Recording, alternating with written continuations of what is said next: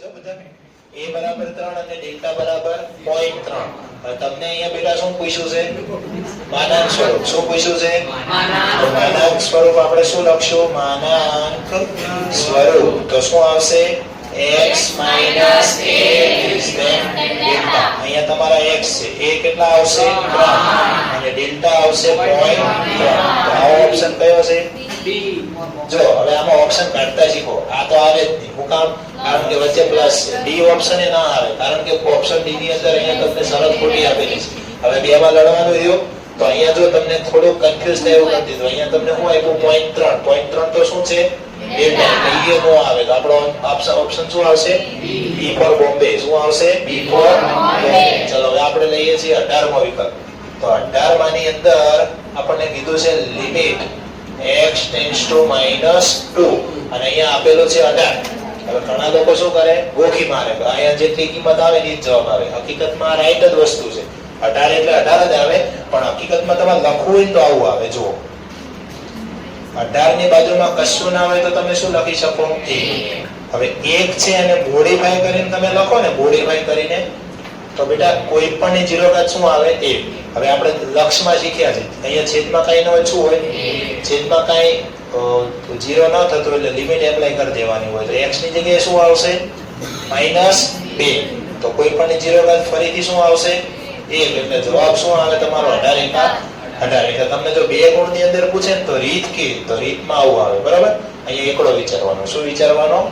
ચલો અહીંયા આપણી પાસે જવાબ શું સિલેક્ટ થયો છે બેટા? 18. ઓકે. અહીંયા અનિયત એટલે એનો ગુજરાતી તમને અનિયત થાય ને ઇંગ્લિશમાં તમારે કેવું હોય તો ઇનફાઇનાઇટ. શું કહેવાય? ઇનફાઇનાઇટ. ચલો ફરીથી 19 માં જોઈશું. શું કીધું? y. શું કીધું?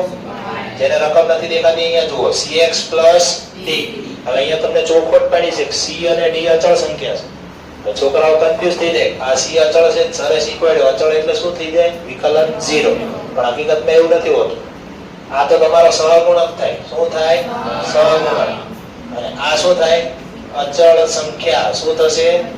અચળ સંખ્યા. હવે વિકલન એટલે શું થાય? ડેરિવેશન.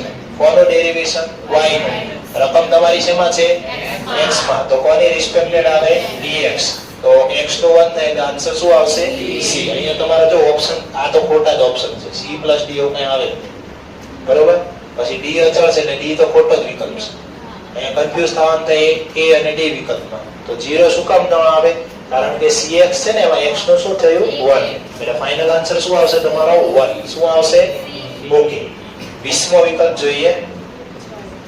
શું કીધું બેટા? 3x². શું કીધું? હવે જો તમને એ લોકો કેવા શબ્દ વાપરે છે? આપણો વિકલિત. શું શબ્દ વાપરે છે? વિકલિત. તો વિકલિત છે એનું બીજું નામ છે વિકલન. શું છે? વિકલન. તો વિકલન અથવા તમને કહેશે વિકલન ફળ. શું કહેશે? વિકલન ફળ. અથવા તમને એમ કહેશે કે સાપેક્ષ વિકલિત. કયો શબ્દ વાપરશે? સાપેક્ષ વિકલિત. અથવા એમ કહેશે કે વિકલિત ફળ. કયો શબ્દ વાપરશે? ગુજરાતી ભાષામાં ઘાત આગળ આવે એટલે એક ઘાત ઓછી. અહીંયા ઘાત આગળ આવશે એટલે 3 દુ કેટલા થઈ જશે? 6x. બરોબર? હવે કન્ફ્યુઝ કરવા માટે એ લોકો કેવું આપે? 3x ઉપર બગડો દેખાય એટલે આ બધા વિકલ્પ કેવા છે? ખોટા. 3 દુ 4 નો રહે. 3 દુ કેટલા થાય? 6. એટલે આ એ ખોટું છે. જવાબ શું આવે તમારો? 6x. શું આવશે બેટા? 6x. ચલો ફરીથી તમને ગમે છે એવા સવાલ આવી ગયા છે અને આપણે બધું કરાવી દીધું છે. રિપીટેડ જ છે બેટા.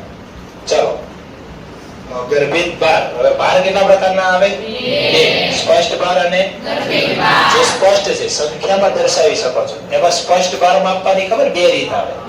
એક આવે કુલ ખર્ચ અને એક આવશે કૌટુંબિક બજેટની રીત. કૌટુંબિક બજેટની રીત. તો કૌટુંબિક બજેટની અંદર તમારે ભાર જોવાનો હોય. શું જોવાનો હોય? અને અહીંયા શું જોવાનો હોય? જથ્થો. શું જોવાનો હોય? એમાં તમને 18 વર્ષનો જથ્થો કે તો લાસ્ટ પેર આવે અને ચાલુ વર્ષનો કે તો શું આવે? પાસે. અને અહીંયા તમારો આ સૂત્ર ખાસ યાદ રાખવાનું. IW ના છેદમાં જ્યાં I તમે શું બોલો છો? P1 ના છેદમાં P0 ગુણ્યા 100 અને W એટલે શું થશે? P0 QG. હવે અહીંયા આપણે વાત કરવાની છે ગર્ભિત ભારની. એટલે સ્પષ્ટ નથી. કેવો છે? અસ્પષ્ટ. અસ્પષ્ટનું નામ આપ્યું તો કોઈ ગર્ભિત પદ, જે સંખ્યામાં દર્શાવી શકો નહીં. કારણ કે અમુક વસ્તુ છે એટલે તમે મહત્વ આપતા હોય, સંખ્યામાં ન હોય. દાખલા તરીકે વ્યક્તિલક્ષી મહત્વ હોય તેમાં આંકડો ન આવે, ખબર પડે? તો હવે અહીંયા જુઓ, સહ વિચરણનું મૂલ્ય ઋણ હોય તો સ શબ્દ. હકીકતમાં r નું એક જ સૂત્ર છે, કોએશન ઓફ xy ના છેદમાં sx sy. હવે મોસ્ટ ઓફલી છોકરાઓ શું મિસ્ટેક કરે છે એ કહું તમને. આવું સૂત્ર લખીને આવે, આવું લખીને આવે. આ સૂત્ર રોંગ છે. આ સૂત્ર કેવું છે? રોંગ. તમારા 2 માર્કનો દાખલો કમ્પ્લીટ ખોટો પડે આવું તમે લખો તો.